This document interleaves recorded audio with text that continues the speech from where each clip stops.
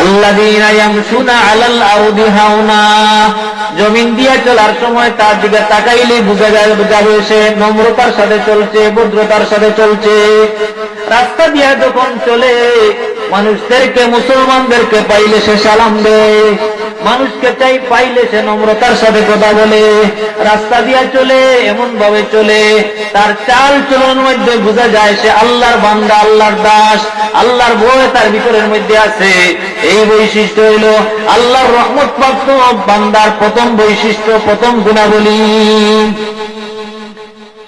রাস্তা দিয়া চলে, জমিন দিয়া চলে, অহংকার প্রদর্শনের অনেক কাজ, অনেক লক্ষণ আছে। আল্লাহ রসুলের মধ্যে একটা লক্ষণ বলেছেন, অনেক মানুষ রাস্তা দিয়ে চলে আর তার পরনের কাপড়, লঙ্গি কিংবা পাজামা পুরুষ হলে তার টাকনুর নিচে থাকে, এটা হচ্ছে অহংকারের লক্ষণ, চরম দাম্ভিকতার অহংকারের লক্ষণ। যে কারণে আল্লাহ রসুল বলে দিয়েছেন, মা আসফালা মিনাল কা'বাইনি মিনাল ইজারি ফিন্নার, যেই লোকটা তার পরনের কাপড়, লঙ্গি কিংবা পাজামা তার কাবাইন, তার টাকনুর নিচে দিয়ে ঝুলাইয়া রাখে, আল্লাহ রসুল বলেন ফিন্নার, ওই লোকটা জাহান্নামের মধ্যে নিক্ষেপ হবে। মা আসফালা মিনাল কা'বাইনি মিনাল ইজারি ফিন্নার, তার টাকনুর নিচ দিয়া যা ঝুলাইয়া রাখবে ওইগুলা জাহান্নামের মধ্যে নিক্ষেপ হবে। মুহাদ্দিসিনে কেরাম লেখেন, এর মানে শুধু তার টাকনুই জাহান্নামে যাবে এমন না, তার সারাটাই আল্লাহ রাব্বুল আলামিন এই অপরাধের কারণে তাকে জাহান্নামের মধ্যে নিক্ষেপ করবেন। কেন? দুনিয়াতে সে অহংকার দেখিয়েছিল, দাম্ভিকতা আর তকব্বুর সে দেখিয়েছিল। আল্লাহ পাক অন্য হাদিসের ভিতরে ইরশাদ করেছেন, হাদিসে কুদসি, দাম্ভিকতা, অহংকার সেটা হচ্ছে আমার চাদর, যে আমার চাদর নিয়ে টানাটানি করবে আমি তাকে উন্দামুখ করে জাহান্নামে নিক্ষেপ করব না। আল্লাহ রাব্বুল আলামিন বলেন, ওয়া ইবাদুর রহমানিল্লাযীনা ইয়ামশুনা আলাল আরদি হাওনা, আমার দয়াপ্রাপ্ত খাস গোলাম, খাস বান্দা হলো ওরা যাদের প্রথম বৈশিষ্ট্য হবে এরা নিরহংকার হবে, তার মধ্যে অহংকার থাকবে না। 2 নম্বর, ওয়া ইযা খাতাবাহুমুল জাহিলুনা ক্বালু সালামা, তারা জাহিল, অজ্ঞ লোক যারা আছে ওদের সাথে কথা বলার সময় এরা ঝগড়ার মধ্যে লিপ্ত হয় না। ওরা ঝগড়া করতে চাইলে তারা বলে ক্বালু সালামা, সালাম, আপনার সাথে আমি কথা ঝগড়া করতে যাব না। সমাজের কিছু লোক আছে সে শিক্ষিত হলে তার আচার আচরণ, চাল চলনের মধ্যে মূর্খতা ফুটে উঠে। কথা বলেন ঠিক কিনা? তার কথার মধ্যে আপনি মূর্খতা পাবেন। মানুষকে গালিগুরুজ করে, মানুষের সাথে দুর্ব্যবহার করে, তার সাথে কথা বলতে চাইলে কিছু সেও বুঝাতে পারে না, সে বুঝতেও চায় না, যা মনে চায় তাই বলে। এইগুলো হচ্ছে মূর্খতা সুলভ আচরণ। আল্লাহ পাক বলেন, আমার দয়াপ্রাপ্ত লোক যারা হবে তাদের দ্বিতীয় বৈশিষ্ট্য হবে এবং মূর্খতাপূর্ণ আচরণ যারা করে তাদের সাথে তারা ঝগড়ায় লিপ্ত হবে, বরং সুকৌশলে সে পাশ কেটে চলে যাবে, বলবে না তোমার সাথে ঝগড়া করার সময় আমার নাই। ওয়াইদা খাতাবাহুমুল জাহিলুনা ক্বালু সালামা, অজ্ঞ মূর্খতা সুলভ আচরণ যারা করে তাদের সাথে ঝগড়ায় লিপ্ত হয় না, তাদেরকে শান্তির বাণী শুনিয়ে সালাম জানিয়ে তাদের থেকে সে কৌশলে দূরত্বে চলে যায়। এটা আল্লাহ রাব্বুল আলামিনের রহমত আর দয়াপ্রাপ্ত বান্দার 2 নম্বর বৈশিষ্ট্য, 2 নম্বর গুণ। সুতরাং এর মাধ্যমে জানা গেল সমাজে যারা ঝগড়া বিবাদের মধ্যে লিপ্ত হয় রব্বুল আলামিনের খাস দয়ারা প্রাপ্ত হলো না। যারা কোথায় কোথায় ঝগড়া করে, কোথায় কোথায় মানুষের সাথে বিবাদে লিপ্ত হয়, এরা আল্লাহ পাকের খাস দয়া থেকে বঞ্চিত হয়ে যাবে। গেল 2। 3 নম্বর, আল্লাহ রাব্বুল আলামিন বলতেছেন, ওয়াল্লাযীনা ইয়াবিতুনা লিরাব্বিহিম সুজদান ওয়া কিয়ামা। 3 নম্বর বৈশিষ্ট্য, আল্লাহর দয়াপ্রাপ্ত বান্দারা রাত্রির সময় সুজদান ওয়া কিয়ামা, নামাজের মধ্যে দাঁড়াইয়া যায়, সিজদার মধ্যে সময় কাটায়, দাঁড়াইয়া দাঁড়াইয়া তিলাওয়াতের মধ্যে সময় কাটায়।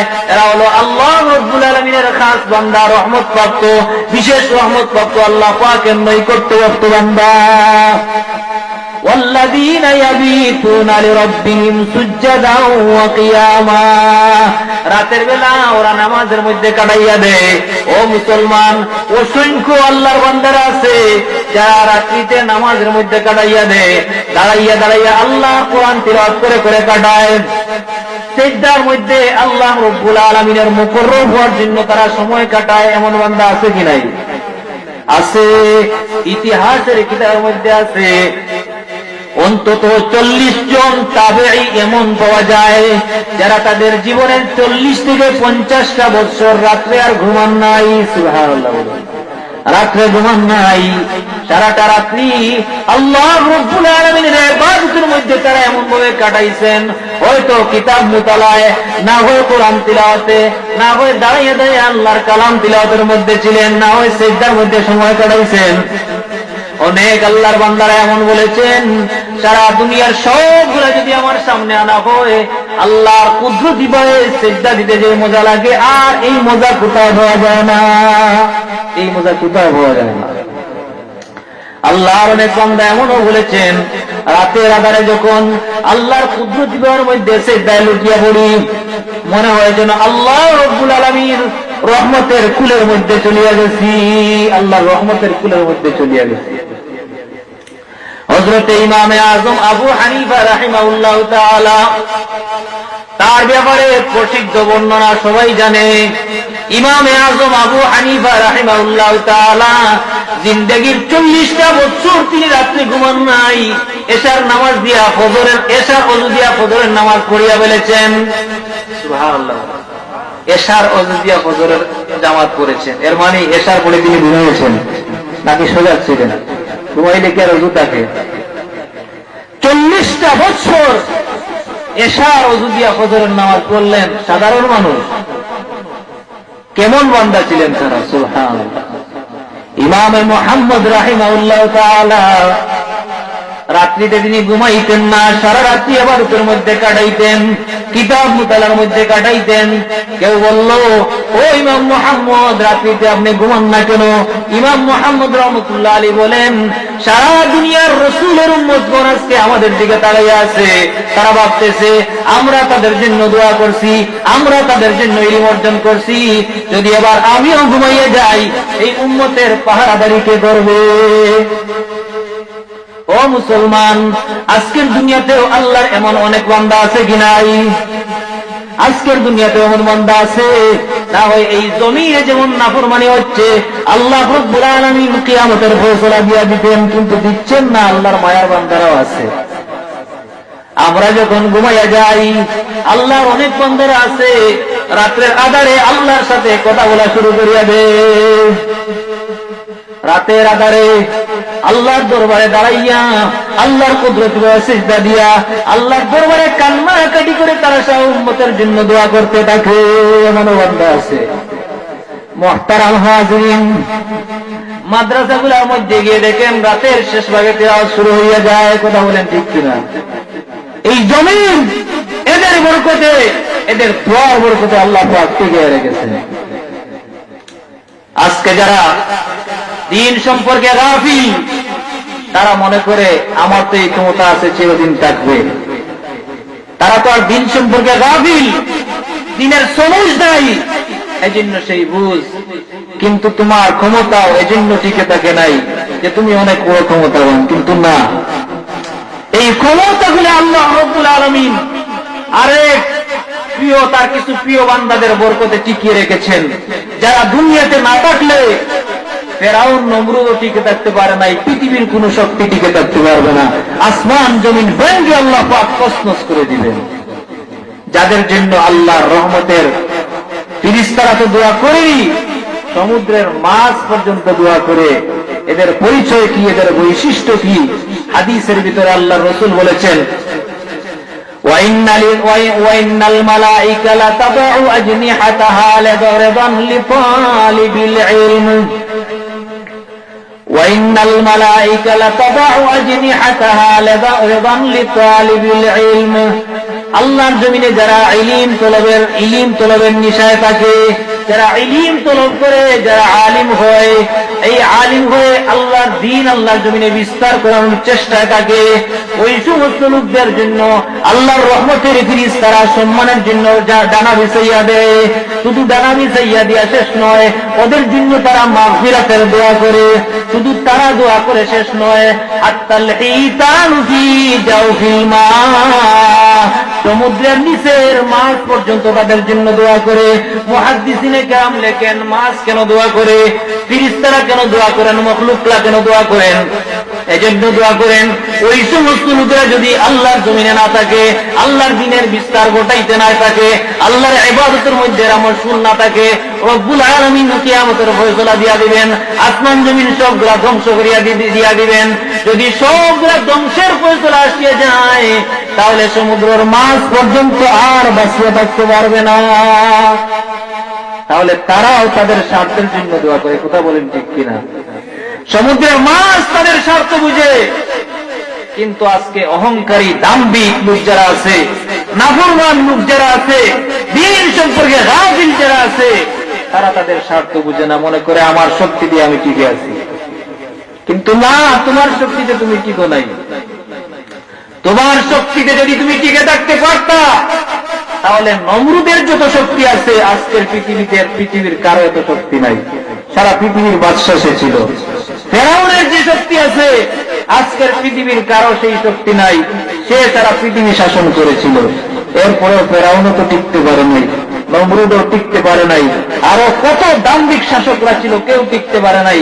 বোঝা গেল কারো শক্তি বলে পৃথিবীতে টেকা সম্ভব না। কথা বলেন ঠিক কিনা? এই পৃথিবী আল্লাহ রাব্বুল আলামিন তার নেক বান্দাদের উসিলায় তিনি টিকিয়ে রাখেন। এই নেক বান্দারা যখন চলে যাবে, তখন আর পৃথিবী টিকে থাকবে না, সবগুলা ধ্বংস হয়ে যাবে। এই মর্মটাই আরেক হাদিসে আল্লাহ রাসূল সাল্লাল্লাহু আলাইহি সাল্লাম বলে দিয়েছেন, লা তাকুমুস সাআতু হাত্তা ইউকালা ফিল আরদি আল্লাহু আল্লাহ। আল্লাহ রাব্বুল আলামিন ততক্ষণ পর্যন্ত কিয়ামতের ফয়সালা দিবেন না, কিয়ামত কায়েম করাবেন না, যতক্ষণ পর্যন্ত আল্লাহর জমিনে আল্লাহ আল্লাহ বলনেওয়ালা থাকবে, ইমানদার বান্দাগণ থাকবে, ইমানের চর্চা থাকবে, দ্বীনের চর্চা থাকবে, ততক্ষণ পর্যন্ত কিয়ামত কায়েম হবে না। আর যেই দিন আল্লাহর জমিন থেকে আল্লাহ আল্লাহ বলনেওয়ালা লোক, ইমানদার লোক উড়ে যাবে, সেই দিন সারা পৃথিবীর যত রাজা বাদশাহ, হাজার হাজার কোটি কোটি শক্তিশালী রাজা বাদশাহ, সেনাবাহিনী থাকুক না কেন, রব্বুল আলামিন কোনো পরোয়া করবেন না, মুহূর্তের মধ্যে সবগুলা ধ্বংস করিয়া দিবেন। এইগুলার কোনো পরোয়া, কোনো দাম আল্লাহর কাছে নাই। মুহতারাম হাজিরিন, তো বলছিলাম আল্লাহর প্রিয় বান্দা যারা হয়, আল্লাহর রহমত প্রাপ্ত বান্দা যারা, তাদের 3 নম্বর বৈশিষ্ট্য হলো তারা রাতের আধারে আল্লাহর দরবারে দাঁড়িয়ে যায়, ইবাদতের মধ্যে মশগুল হয়ে যায়। والذين يبيتون لربهم سجدا وقياما, রাত কাটায় তারা নামাজের মধ্যে দাঁড়াইয়া, সিজদা করে করে রাত কাটায়, আল্লাহর কোরআনের তিলাওয়াত করে করে রাত কাটায়। ইমামে আযম আবু হানিফা রাহিমাহুল্লাহ তাআলা নামাজের মধ্যে দাঁড়াইয়া 2 রাকাত নামাজে পূর্ণ কোরআন খতম করে বলেছেন, সুবহানাল্লাহ বলেন, পূর্ণ কোরআন খতম করে বলেছেন। অসংখ্য বান্দারা পাওয়া যায় রাত্রের আধারে যারা পূর্ণ কোরআন খতম করেছেন, কেউ অর্ধেক কোরআন খতম করেছেন, কেউ পারাতে পারা কোরআন খতম করে ফেলতেন, সুবহানাল্লাহ। স্বয়ং রাসূল করিম সাল্লাল্লাহু আলাইহি ওয়াসাল্লাম কোরআন যখন প্রথম প্রথম নাজিল হয়, আল্লাহর রাসূল রাতের মধ্যে নামাজে দাঁড়াইয়া যেতেন। রাতে নামাজে দাঁড়াইয়া রাসূল করিম সাল্লাল্লাহু আলাইহি ওয়াসাল্লাম কোরআন এমন ভাবে তিলাওয়াত শুরু করতেন, 1 পারা 2 পারা 3 পারা এইভাবে পড়তেই থাকতেন। রাতে এইভাবে নামাজে দাঁড়াইতে দাঁড়াইতে আল্লাহর রাসূলের কদম মুবারক ফুলিয়ে যাইত, সুবহানাল্লাহ, কদম ফুলিয়ে যাইত। সাহাবায়ে কেরামের কষ্ট লাগতো, কিন্তু কি বলবেন, রাসূলকে তো আর কিছু বলা যায় না। আল্লাহ রাসূলের পা মুবারক ফুলে যেত। সাহাবায়ে কেরাম ভাবলেন তাহলে আমরাও এইভাবে ইবাদত করি। তারাও ইবাদত শুরু করে দিলেন। আম্মা জান আয়েশা রাদিয়াল্লাহু আনহা বলেন, ইয়া রাসূলুল্লাহ, আপনার তো সমস্ত গুনাহ আল্লাহ পাক অগ্রিম ক্ষমা করে দিয়েছেন আল্লাহ রাব্বুল আলামিন, তাহলে আপনি এত ইবাদত কেন করেন, এত কষ্ট কেন করেন? আল্লাহ রাসূল বলেন, ইয়া আয়েশা, আফালা আকুনা আবদান শাকুরা, আল্লাহ পাক তোমার করে দিয়েছেন ঠিক, কিন্তু আমি কি আল্লাহর শুকরগুজার বান্দা হব না? সুবহানাল্লাহ। আল্লাহ রাসূলের কদম মুবারক বলে যেত, কাফিররা তামাশা করত, বলতো মুহাম্মদের উপর একটা বোঝা নাযিল হয়েছে, যে কারণে সারা রাত্রি এটা নিয়ে সে কাটাতে হয় আর এত কষ্ট করতে হয়। নাউযুবিল্লাহ বলে। আল্লাহ রাব্বুল আলামিনের কারণে আল্লাহ রাসূলকে আল্লাহ পাক সান্ত্বনা দিয়ে বলেন, ইয়া রাসূলুল্লাহ তাহা মা আনজালনা আলাইকাল কুরআনা লিতাশকা, হে আমার প্রিয় হাবিব, এই কোরআন তো আপনাকে আমি দেই নাই এত কষ্ট করার জন্য। কোরআন নিয়ে আপনি এত কষ্ট করবেন এই জন্য কোরআন নাজিল করি নাই। আপনি রাত্রে নামাজের মধ্যে দাঁড়াইবেন, তবে সারা রাত্রি আপনি নামাজের মধ্যে দাঁড়িয়ে থাকবেন না।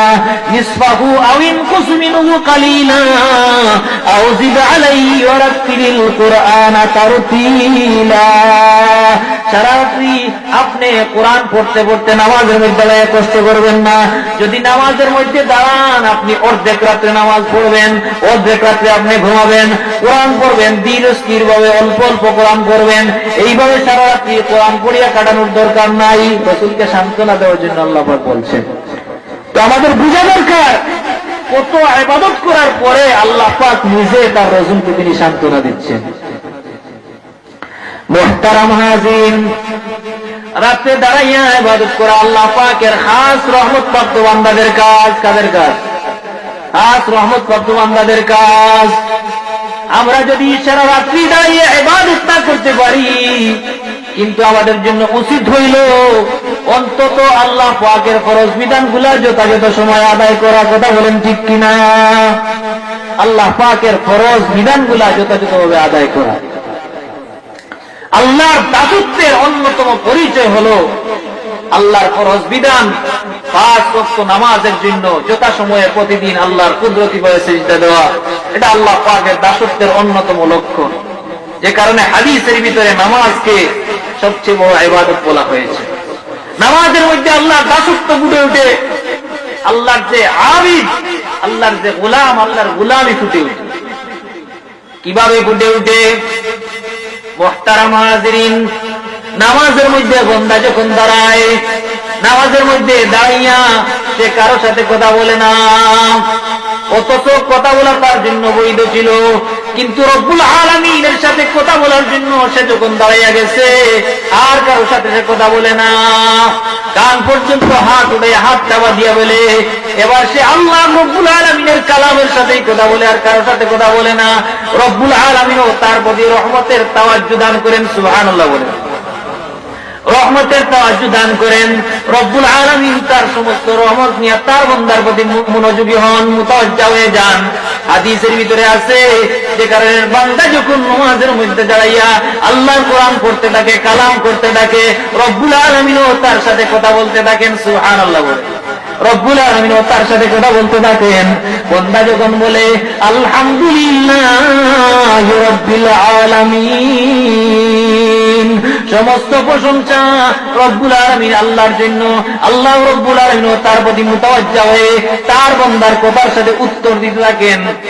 হাদিসের ভিতরে আছে, আল্লাহ পাক তখন বলেন হামিদানি আবদি, আমার বান্দা আমার প্রশংসা করলো। বান্দা বলে আর রহমানির রহিম, আল্লাহ রাব্বুল আলামিন তার কথার তখন উত্তর দেন। আল্লাহ বলেন আসনা আলাইয়া আবদি, আমার বান্দা আবারও আমার প্রশংসা করলো। বান্দা বলে মালিক ইয়াউমিদ্দিন, রব্বুল আলামিন বলেন মাজ্জাদানি আবদি, আমার বান্দা আমার সমস্ত বরত্ব ঘোষণা করলো, আমার সমস্ত প্রশংসা ঘোষণা করলো। বান্দা এবার বলে ইয়াকা না'বুদু ওয়া ইয়াকা নাস্তাঈন, রব্বুল আলামিন বলেন হাদা বাইনা আবদি ওয়া বাইনি, এটা আমার জন্য কিছু, আমার বান্দার জন্য কিছু। এবার বান্দা বলে ইয়াকা না'বুদু ওয়া ইয়াকা নাস্তাঈন ইহদিনাস সিরাতাল মুস্তাকিম। রব্বুল আলামিন তার কথার উত্তর দিয়ে বলে আমার বান্দা আমার কাছে যা চাইবে আমি আমার বান্দাকে তাই দান করবো। সুবহানাল্লাহ। কেন?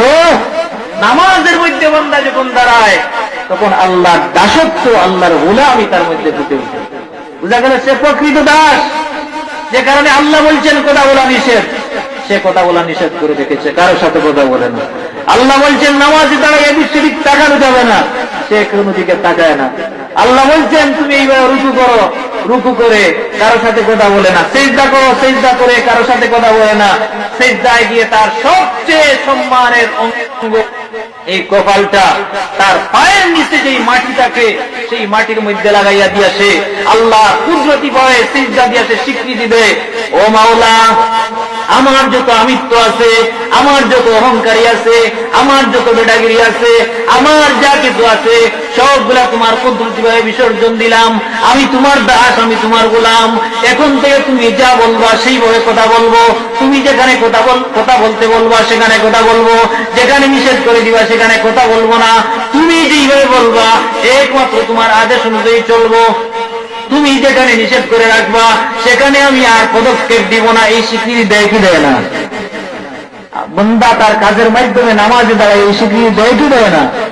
এই স্বীকৃতি দেয়। মুহতারাম হাজিরিন, এ কারণেই নামাজ হচ্ছে আল্লাহর ইবাদত, আল্লাহর দাসত্বের সবচেয়ে বড় পরিচয়।